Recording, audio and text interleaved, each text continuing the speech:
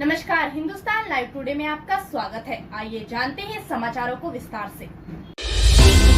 राष्ट्रीय स्वयंसेवक संघ ने गंगा नदियों को धार्मिक रूप से तैयार करने का किया आह्वान। राष्ट्रीय स्वयंसेवक संघ समाज के विभिन्न क्षेत्रों में अपनी गतिविधियों के माध्यम से कार्य करता है, जिससे समाज के अंदर जन जागरूकता एवं सामाजिक। इसी कड़ी में राष्ट्रीय स्वयंसेवक संघ की एक गतिविधि गंगा समग्र के नाम से मां गंगा जी के संपूर्ण कार्य हेतु गठित की गई है।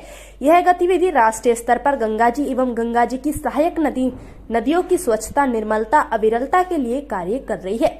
भारत सरकार द्वारा मां गंगा को राष्ट्रीय नदी के रूप में घोषित किया गया है। जिला बैठक में 3 प्रस्ताव पारित किए गए हैं, जिनमें से एक शुक्रताल में गंगा नदी की स्वच्छता, निर्मलता हेतु उसे पॉलिथीन मुक्त करने हेतु अभियान चलाकर कार्य किया जाएगा।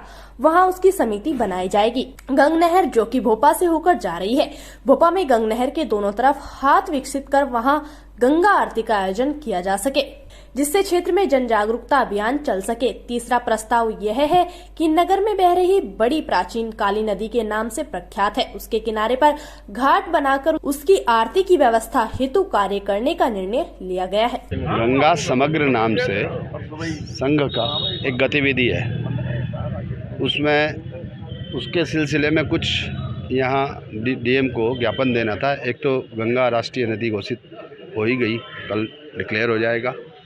दूसरे, गंगा और इसकी जितनी सहायक नदियां हैं उनमें अविरल जल का प्रवाह हो सके, जो भी कुछ उसके लिए संगठन कर सकता है उसके लिए लगा है। नमामि गंगे जैसे कार्यक्रम चला हुआ है ये भी, तो इसमें डीएम साहब से आग्रह करना था कि भोपा नहर पे 2 घाट बना दिए जाए, ताकि वहाँ गंगा जल वो मानते हुए एक काली नदी में, दूसरा यहाँ एक घाट बनाया जाए, क्योंकि जैसे सांस्कृतिक रूप से भारत में जल की बड़ी महत्व है और संगठन हमेशा से इस देश के सांस्कृतिक स्वरूप को बचाए रखने के लिए और उनको निरंतरता उसमें बनाए रखने के लिए अपनी गतिविधियां चलाता है।